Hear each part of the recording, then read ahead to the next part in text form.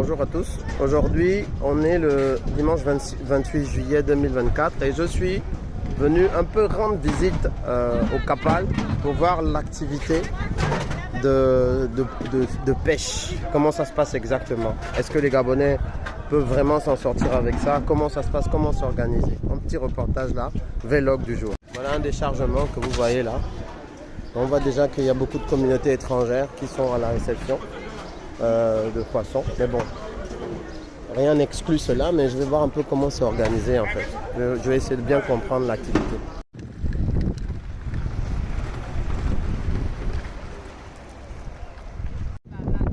Voilà les pirogues de pêche.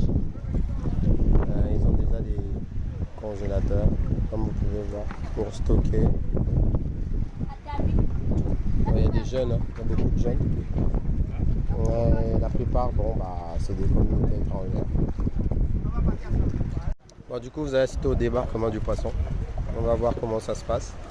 Donc, on prépare d'abord les bacs ici, puis après, ils vont aller chercher, par un système de relais, ils vont aller chercher dans les congélateurs. Vous allez voir. Donc, les pirogues que vous allez voir là, c'est une coopérative gabonaise avec que des Gabonais tout au long de la chaîne. Pêcheurs gabonais, ceux qui déchargent sont gabonais et même au niveau des acheteurs. Oui, voilà. Tous les vendeuses, les revendeurs, c'est une coopérative de bout en bout gabonaise. Donc c'est une activité dans laquelle on peut vraiment aller et réussir. Mais il y a quelques petits blocages dont on va parler un peu plus tard qui sont plus de l'ordre même des textes et des réglementaires. Mais on va en parler tout à l'heure. On va juste regarder comment ça se passe déjà. Et c'est une initiative encouragée. Je pense que c'est ce genre d'exemple qu'il faut et qu'il faut multiplier. Alors il y a une autre coopérative. Là vous pouvez voir un bateau Équateur 6. C'est une coopérative aussi gabonaise qui existe depuis un moment et qui, d'après les informations, aurait une quarantaine de pirogues à son actif, qui a connu des vertes et des pas mûres sous Lee White, puisque je vous disais tout à l'heure qu'il y a des blocages au niveau des textes. Donc il y a carrément un texte, donc un décret datant de 2022, je vais vous en parler plus spécifiquement, qui réserve la pêche dans une certaine zone tampon que aux étrangers. Et ça, c'est quelque chose qui doit absolument changer pour que ces coopératives gabonaises puissent prospérer et qu'on ait de plus en plus de Gabonais dans ce domaine qui est très très intéressant.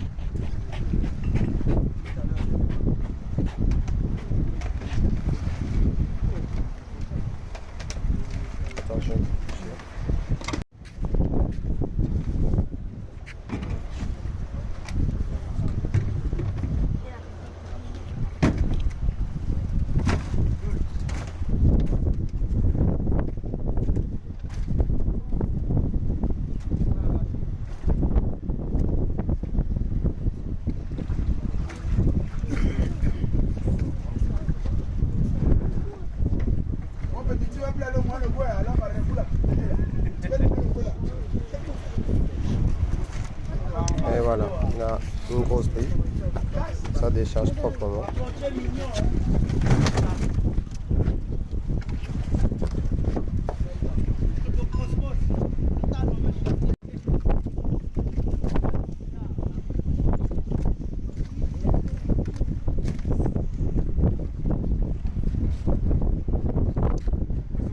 Une activité comme ça, on a vu la dernière fois le phare aux poissons. Je pense que si on amplifie ce genre d'activité, il est possible d'organiser au moins une foire aux poissons tous les 2 mois. Avec juste de l'accompagnement technique, hein. Pas plus, parce que les gens savent s'organiser, mais juste de l'accompagnement technique, notamment le fait de casser cette exclusion des Gabonais de la zone 3 d'après ce que le décret dit, le décret de 2022 dont je vous ai parlé. Un décret qui a été promulgué exprès pour empêcher les Gabonais d'être dans une zone de pêche, une zone tampon, et favoriser notamment les parents de OCD, d'après ce que j'ai appris. Donc ce décret doit être abrogé et puis ça permettra du coup aux Gabonais d'aller un peu plus loin, de pêcher un peu plus avec une économie locale qui serait du coup reprise en main par eux, par les Gabonais. Voilà. Les produits sont intéressants, vous voyez vous-même. Là c'est du lourd. Là. Donc, je vous disais, c'est une coopérative gabonaise de bout en bout. Il faudrait inciter, accompagner. Je vais parler tout à l'heure des solutions, mais inciter. Par exemple, une pirogue comme celle-là, une pirogue comme ça, tout compris, c'est autour de 7 millions. Vous voyez, c'est pas donné à tout le monde.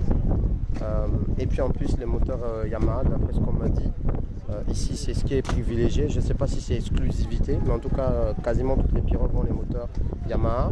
Certainement aussi les caractéristiques techniques et les contraintes de terrain. Mais voilà, c'est 3 millions d'euros, juste rien que le moteur.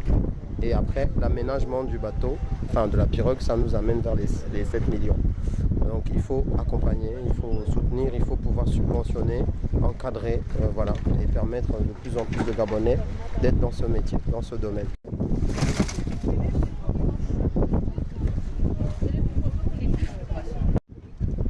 Donc je disais, si vous êtes un revendeur et que vous venez acheter, vous pouvez facilement vous faire 1000 francs de chiffre d'affaires par kilo. Donc en gros, si on vous vend à 3000 ici, vous pouvez revendre au quartier à 4000 ou 4500, ça dépend. Ça vous fait votre chiffre d'affaires de revendeur. Dans ce chiffre d'affaires, il faut que vous puissiez déduire vos coûts à vous. En général, ça va être le transport, le stockage aussi dans votre congélateur que vous avez déjà depuis. Allez, on va dire que si sur chaque kilo, vous avez au moins 50% de bénéfices, ça veut dire que chaque fois que vous faites 1000 francs de chiffre d'affaires, vous avez 500 dans votre poche. Donc si vous vendez 100 kilos, vous avez 100 000 francs de chiffre d'affaires de revendeur. Et si vous avez 50% de bénéfices là-dedans, ça vous fait 50 000 francs. Et si vous faites ça 2 ou 3 fois par semaine, partant sur 2 fois, ça vous fait 100 000 francs de bénéfices nets par semaine. Ce qui fait par mois à peu près 400 000 francs de bénéfices nets. Et là, je vous ai pris une estimation vraiment moyenne, quoi. Vous voyez, c'est pas rien. Donc 400 000 francs par mois de bénéfices nets. En 5 mois, vous avez 2 millions. En 10 mois, vous avez 4 millions. Et ensuite, vous ajoutez encore 2 mois à 400 000, ça fait 800 000. Vous avez 4,8 millions à l'année, ce qui n'est pas rien. Et vous pouvez, du coup, en peut-être 1 an, 2 ans, 3 ans, avoir votre propre pirogue. Et vous pouvez faire autre chose avec cet argent. Investir, envoyer l'argent des enfants à l'école, etc. Juste en revendant. Et donc, il y a des revendeurs pour cette coopérative, des revendeuses gabonaises. Pour la plupart, c'est des femmes. Eh ben, elles ont des pages Facebook, elles ont des comptes WhatsApp où elles revendent tout simplement. Donc elles attendent qu'il y ait une débarcation comme celle-là, elles achètent, elles sont toujours mises en contact et puis après elles revendent. Voilà, en kilos. On est autour de 300. 300 kilos là. 300 Ah ouais, donc là il y en a 2 comme ça où c'est tout fini là. Non, on va faire le prochain débat. Ah ok, d'accord. Il faudrait qu'il y ait le deuxième bac. Donc là il faut le deuxième bac, là on a à peu près 300 kilos déjà de poisson là. En gros, pour les 2 débarquements, on sera peut-être autour de 600 kilos. Parfois, ils vont jusqu'à 1000 kilos de poisson. Voilà. En conclusion, donc l'activité de pêche est une activité lucrative. C'est une activité qui peut rapporter. Et c'est une activité, si vous êtes bien organisé, vous pouvez gagner en étant revendeur. Et vous pouvez gagner en étant pêcheur, en étant celui qui a l'activité. Vous pouvez gagner. Il faut pour ça quand même quelques petites règles de base. Il faut être sérieux. Il faut bien sûr penser votre affaire. Mais il faut surtout aujourd'hui, si on doit amener le maximum de Gabonais dans cette activité intéressante, il faut que ces personnes soient encadrées, accompagnées et qu'il y ait aussi des aménagements réglementaires. Parce que la réglementation empêche d'aller au-delà d'une certaine activité. Puisque comme je vous ai dit, il y a un décret qui empêche les Gabonais de pêcher dans une zone, on appelle ça la zone 3, c'est une zone tampon de pêche où on peut pêcher du plus gros poisson, en tout cas de plus grosse quantité, et c'est réservé exclusivement aux étrangers. C'est une dinguerie, c'est quelque chose, je ne peux même pas imaginer, c'est un décret daté de 2022 qui aurait été poussé par Océanie pour donner l'exclusivité à ses parents. Et vous comprenez le truc. Donc aujourd'hui, il faut changer tout ça, il faut inciter, il faut accompagner. Et voilà. Et puis surtout, il faut en faire la publicité. Il faut qu'on comprenne qu'il y a des choses à faire et qu'on peut y arriver. On peut y arriver. Et moi, je vais essayer de le montrer. En fait, ça, c'est très important. Le montrer par l'exemple. C'est très, très important. Parce que c'est à la portée de tous. Il faut juste s'y mettre. Et il y en a plein déjà qui le font. C'est des Gabonais que je vous ai montré qu'ils le font. C'est l'homme qui a presque